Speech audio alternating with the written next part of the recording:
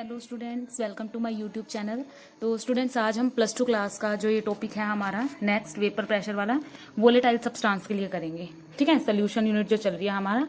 तो देखो इसमें क्या है, for any volatile substance the partial pressure exerted by vapour और gas on the surface of liquid और solution is directly proportional to its small fraction. तो याद रखना कि जो ये आपका प्रेशर है, पार्शियल प्रेशर, ये डायरेक्टली प्रोपोर्शनल टू किसके है, मोल फ्रैक्शन के। मोल फ्रैक्शन ए सोल्यूट के लिए है और ये बी मैं मान लूंगी सोलवेंट के लिए है। ठीक है, तो ये हम वेपर प्रेशर निकालेंगे वोलेटाइल सब्सटेंस के लिए, जिसको स्टडी किया था राउल्ट्स ने।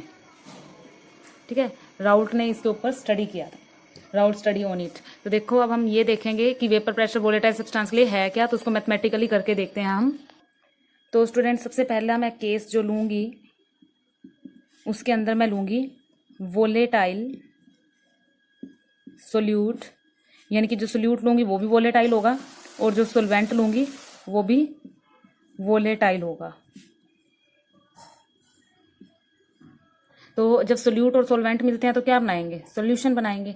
ठीक है, तो मैं अब लूंगी क्या, यहाँ पर वोलेटाइल सोल्यूट लूंगी और वोलेटाइल सोलवेंट। इसके लिए एक छोटा सा एक्सपेरिमेंट करके देखते हैं। मान लो कि मेरे पास एक कंटेनर है, उस कंटेनर के अंदर मैंने ये ए हैं, सारे ए मोलिक्यूल यानी सोल्यूट के हैं। ठीक है, कोई मैंने सोल्यूट ले लिया। ठीक है, सोल्यूट ए ले लिया, सोल्यूट ए। ठीक है, तो ये सोल्यूट ए जो कि वोलेटाइल है। ठीक है, और इसको हीट करना शुरू किया। जैसे ही मैंने हीट करना शुरू किया तो यहाँ पे वेपर प्रेशर जो आ जाएंगे। ठीक है, इसके वेपर बनने शुरू हो जाएंगे। ठीक है, और जो ये वेपर प्रेशर बने मैंने इनको नाम दे दिया पी नोट ए, यहाँ लिख रही हूँ मैं पी नोट ए। ठीक है, ये क्या है आपका प्रेशर ऑफ सोल्यूट, सोल्यूट का प्रेशर है। सेम एज इट इज मैंने एक और कंटेनर लिया जहाँ पर ये बी मोलिक्यूल्स हैं सारे, यानी कि ये क्या है, सोलवेंट के लिए, यानी कि बी के लिए है। ठीक है, तो इस पे भी वेपर्स एक्सर्ट होंगे, यहाँ पर वेपर्स आएंगे, है ना। तो ये वेपर्स मैंने मान लिए पी नोट बी। ठीक है, क्या है ये पी नोट बी, जो कि क्या है प्रेशर ऑफ सोलवेंट। ठीक है, सोलवेंट का प्रेशर है। तो अब देखो स्टूडेंट, ये सोलवेंट का और ये सोल्यूट का प्रेशर है, इन दोनों को अगर ऐड कर देंगे तो सोल्यूशन बनेगा, बनेगा सोल्यूशन बनेगा। यहाँ पर ए वाले मोलिक्यूल है, यहाँ बी वाले हैं, दोनों को इकट्ठा कर दूंगी ए बी इस तरह से। ठीक है, अब देखना जरा एक बात याद रखना, मैं कंसीडर करके चल रही हूँ, पहला केस कंसीडर कर रही हूँ कि जो ये पी नोट ए है ना, ध्यान रखना मैंने कंसीडर किया है, मैंने ये कंसीडर किया है कि पी नोट बी कम है, पी नोट ए ज्यादा है, यानी कि जो सोल्यूट है उसका वेपर प्रेशर ज्यादा है और इसका जो सोलवेंट है इसका वेपर प्रेशर क्या है, कम है। मैंने ये पहला केस खुद मेजर किया है, ये तुमने खुद करना है पी नोट ए। जैसे जैसे मैं कराऊंगी तुमने वैसे वैसे ये भी करना है खुद। मैंने मान लिया कि इसका वेपर प्रेशर ज्यादा है, तुमने मानना है कि इसका वेपर प्रेशर ज्यादा है। तो देखो स्टूडेंट, इसका अब दोनों को मिक्स कर दिया तो यहाँ पर इनके वेपर्स आएंगे ए बी, इस तरह से ही आएंगे वेपर प्रेशर। तो ये हो जाएगा आपका टोटल प्रेशर। टोटल प्रेशर क्या हुआ अब आपका, प्रेशर ए का प्लस प्रेशर बी का। ठीक है, तो अब हम इसको मैथमेटिकली करेंगे। याद रखना मैंने केस मानना है कि सोल्यूट का वेपर प्रेशर ज्यादा है, सोलवेंट का वेपर प्रेशर कम है। तुमने क्या मानना है, तुमने ये मानना है कि जो सोलवेंट है उसका वेपर प्रेशर ज्यादा है और सोल्यूट का कम है। दो केसेस है, ये मैं पहला केस करवा रही हूँ, दूसरा तुमने खुद करना है। मैं जो केस करवा रही हूँ वो ये है।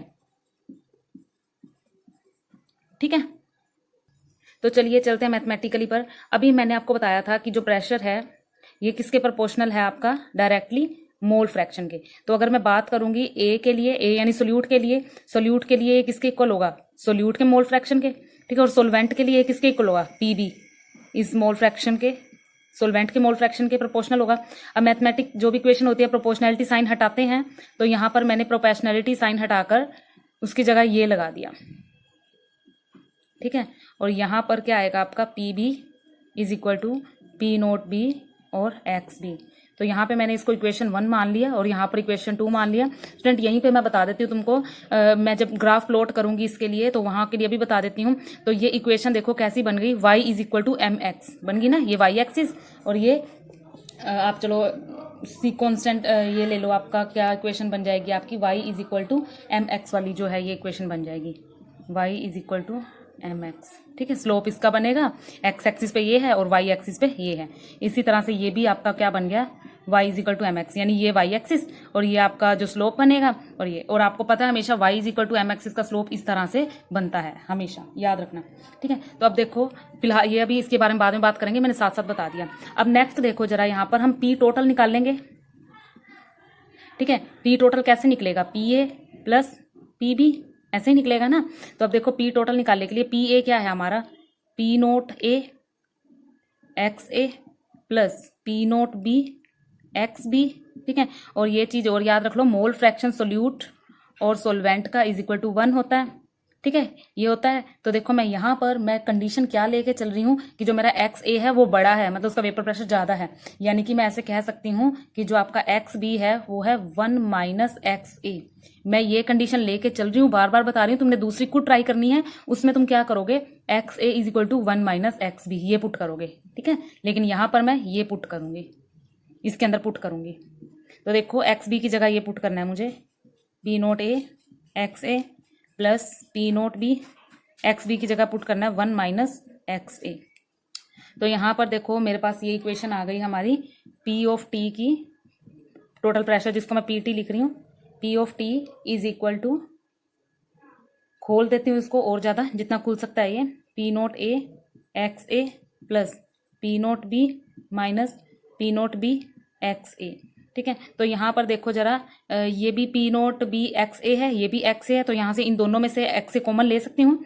तो ये वाला तो टर्म यहाँ आ गया पी नोट बी, ठीक है, प्लस यहाँ पर पी नोट, ये वाला एक्स ए और ये वाला एक्स ए मैंने कॉमन ले लिया, देखो यहाँ पे, और अंदर क्या रह गया, पी नोट ए माइनस पी नोट बी। तो ये हमारा इक्वेशन थर्ड आ गया, ध्यान से देखना। अब यहाँ पर भी हमारा जो ग्राफ बनाएंगे हम वो इस तरह से होगा, जो आपका पी टी है, पी टोटल जो है आपका, ठीक है, ये है Y is equal to M X plus C, ये जो है ये कांस्टेंट ले लिया। तो इसको जो मैं कंपेयर करूंगी तो ये तो होएगा मेरा वाई इज इक्वल टू, ये हो गया कांस्टेंट सी प्लस ये हो गया एक्स और ये हो गया एम। तो ये जो इक्वेशन बनेगी यहाँ लिख रही हूँ मैं, Y is equal to C plus M X, ठीक है। तो ये वाली इक्वेशन और इन दो इक्वेशंस का हम ग्राफ प्लॉट करेंगे। पहले इसका स्क्रीनशॉट ले लो, वैसे मैंने डिस्क्रिप्शन बॉक्स में भी ये नोट्स दे रखे हैं, वहां से आप देख सकते हो, इसका स्क्रीनशॉट ले लो और आगे हम इसका ग्राफ प्लॉट करेंगे अभी। तो देखो स्टूडेंट, हमें इनका ग्राफ जो है प्लॉट करना है, ठीक है। उसके लिए हम कंडीशंस लगाएंगे। सबसे पहले मेरी जो ये इक्वेशन है इस पे मैं कंडीशन लगा रही हूँ, ध्यान से देखना। पहले ग्राफ प्लॉट कर लो, वाई एक्सिस पे तो आपका पी ए होगा और एक्स एक्सिस पे आपका एक्स ए होगा।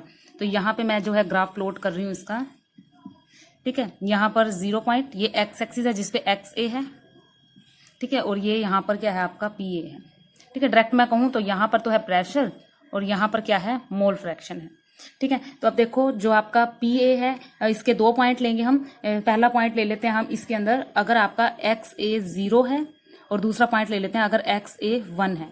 अगर एक्स ए 0 कर दें, यहाँ पर एक्स ए 0 कर देंगे तो पी ए क्या आएगा, पी ए भी 0 आएगा, और एक्स ए को 1 कर देंगे तो पी ए क्या आएगा, पी नोट ए,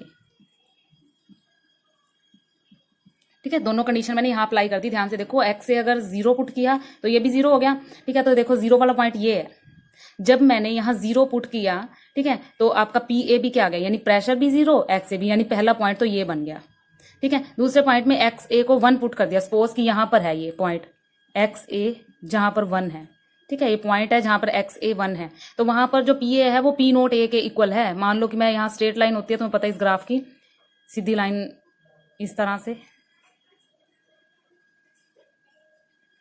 ठीक है। तो मान लो कि मेरा ये पॉइंट है जहां पर पी नोट ए बना, ठीक है। तो मैं इसको ये मिला दूंगी, ये पहला ग्राफ बना मेरा इस वाली लाइन के लिए, वाई ये वाली लाइन के लिए, ठीक है, यानी कि ये पी ए का ग्राफ बना है अभी, ठीक है। अब हमें पी बी का बनाना है। यहाँ पर तो एक्स ए 0 था और यहाँ पे एक्स ए 1 है। अब मैं इसी ग्राफ में ये वाला ग्राफ बना देती हूँ, ठीक है। अब फर्क ये होगा, मैं यहाँ पे एक्स ए 0 मान लेती हूँ, ठीक है ना। एक्स ए यहाँ पर, सॉरी एक्स बी है जो भी हम ले रहे हैं पॉइंट, तो यहाँ पर देखो अब इस वाली पॉइंट में हम एक्स बी 0 पुट कर देते हैं, ठीक है। एक्स बी 0 पुट करेंगे तो पी बी क्या आएगा, पी बी भी 0 आएगा, ठीक है। और जहाँ पर एक्स बी 1 पुट करेंगे, ठीक है, X B is equal to 1, तो क्या आएगा, P B is equal to P note B, है ना। तो इसी का ग्राफ यहाँ बना लेते हैं। मान लेती हूँ मैं यहाँ पर एक ही ग्राफ में बना रही हूँ मैं, यहाँ पर एक्स बी 0 मान लिया मैंने, ठीक है, और यहाँ पर एक्स बी मैंने 1 मान लिया, 2 पॉइंट मान लिए। जब एक्स बी 0 था तो जो आपका पी नोट बी है वो भी 0 होगा, यानी कि यहाँ पे आएगा पॉइंट, ठीक है। और एक बात हम यहाँ पर कंडीशन लेके चल रहे हैं कि जो पी नोट बी है वो छोटा है पी नोट ए से। अगर पी नोट ए का पॉइंट ये है तो पी नोट बी का पॉइंट थोड़ा नीचे होगा, यहाँ मान लूँ मैं, तो ये पॉइंट आ गया हमारा पी नोट बी का, ठीक है। तो ये देखो ये ग्राफ बन गया हमारा पीबी के लिए, ये पीबी के लिए ग्राफ बन गया मेरा, ठीक है। उसके बाद इस टर्म की तरफ चलते हैं, ठीक है। इस टर्म का ग्राफ बनाएंगे। वैसे तो मैं आपको प्रूफ करूंगी, वैसे इसका ग्राफ देखो ये होगा, ठीक है, हर हालत में यही आएगा, ये वाला। ठीक है, क्यों? क्योंकि जो पी टोटल होता है वो क्या होगा, P A plus P B, यही तो होगा। ठीक है, तो फिर भी हम करके देखते हैं, इसको प्रूफ कर लेते हैं। देखो यहाँ पर चलते हैं, सबसे पहले मैं ले लेती हूँ यहाँ पे एक्स ए की वैल्यू 0।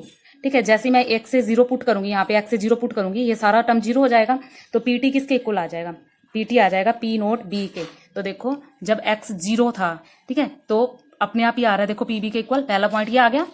ठीक है, और अगर मैं एक्स ए को 1 पुट कर दूं, ठीक है, एक्स ए को 1 पुट कर दूं तो क्या होगी ये term, P T is equal to P note B plus X A की जगह तो 1 पुट कर दिया, तो ये टर्म खुल गई हमारी, पी नोट ए माइनस पी नोट बी। तो पी नोट बी से पी नोट बी कट गया, यानी कि पी टी यानी कि पी टोटल किसके इक्वल आया, पी नोट ए के। यानी कि दूसरा पॉइंट जब मैंने एक्स ए 1 रखा तो ये किसके इक्वल आया, पी ए के इक्वल आया। तो देखो ये ग्राफ वही आ गया, प्रूफ हो गया। ठीक है, तो ये देखो ये हमने किया वोलेटाइल सब्सटेंस के लिए, मैंने ये केस करवाया आपको पीबी वाला। आपने इसका अपोजिट केस खुद करना है और कमेंट बॉक्स में आंसर जरूर देना है। आपने ये वाला केस करना है, ये केस करोगे ना तो ये टर्म क्या आएगी, ये टर्म भी बता देती हूँ, ये चौथी टर्म आ जाएगी हमारी, P T is equal to P nought A plus P note B minus P nought A और बाहर आएगा एक्स बी। तो ये चौथी टर्म होगी, चौथी टर्म का भी आपने इसी तरह से ग्राफ बनाना है। ठीक है, तो ये वोलेटाइल सब्सटेंस के लिए कर लिया। नेक्स्ट वीडियो में हम